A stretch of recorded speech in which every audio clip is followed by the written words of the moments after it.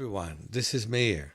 I had fun speaking to 170 people online, and we hope to have many more hundreds looking at it, about the fact that in the past, some teachers of movement really look deeply at kinesthetic awareness. And today, the way that most people think about movement is more rudimentary. Do 20 of this, 10 of that, 100 of that, and it's basically becoming more mechanical rather than feeling things in depth.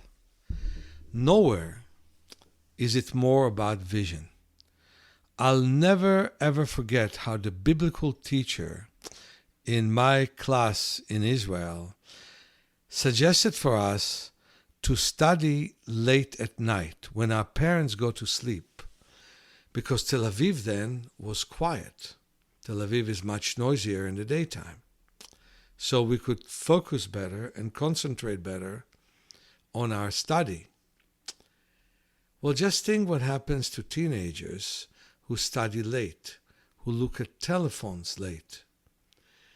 They are straining their eyes quite a bit.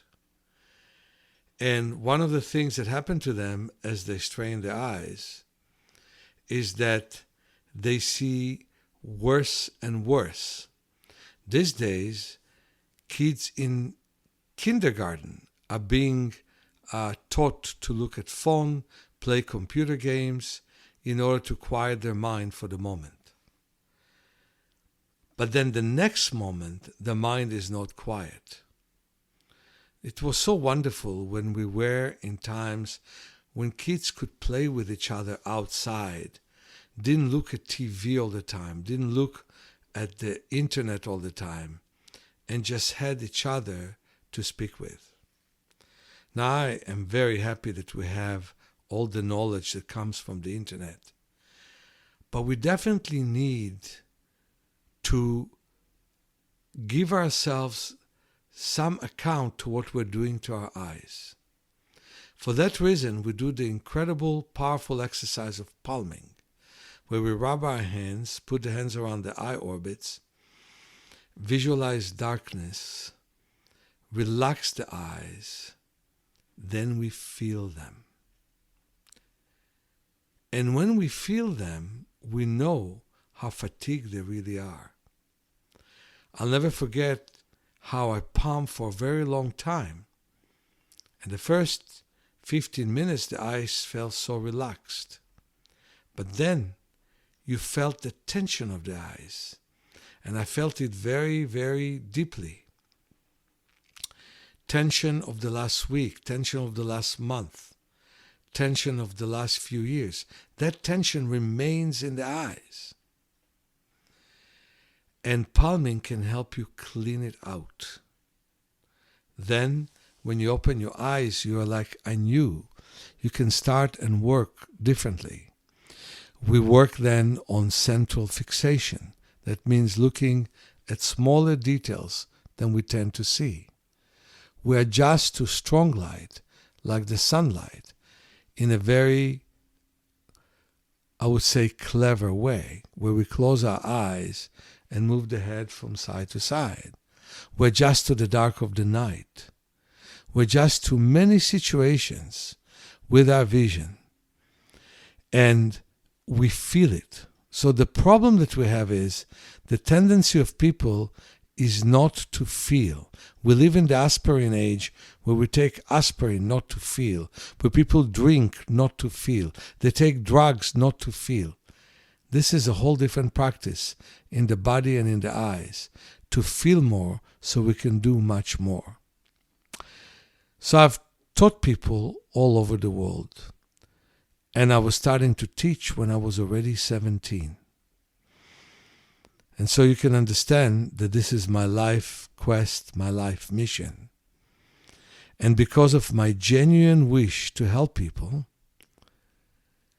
I could break many, many walls and help people that everybody thought nothing can be done for them to start and see better. I hope to see you soon and help you, Meir. I'm working here with 3 wonderful women that improved their vision and their health as a result of working at the School for Self-Healing.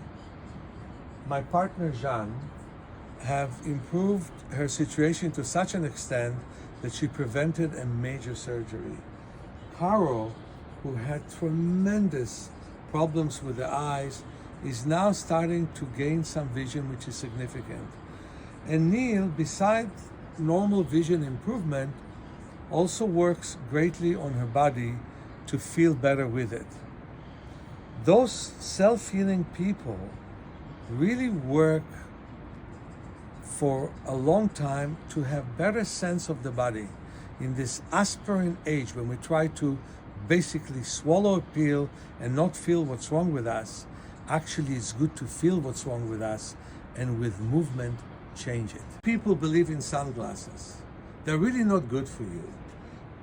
You wear them sometimes when you are driving with the sun in your eyes or when there's a great glare like on snow.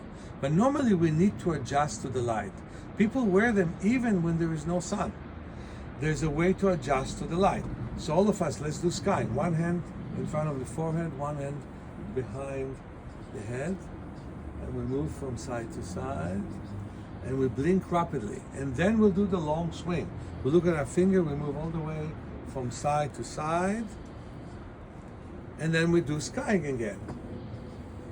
When you do that, you shrink your pupils and actually the light becomes pleasant. These days it's hard to find enough moments with sun, but we have a little bit of sun now and we want to adjust our pupils. We don't want to wear sunglasses as long as we don't look directly at the sun. So we close our eyes and we move our heads from side to side, all the way from shoulder to shoulder.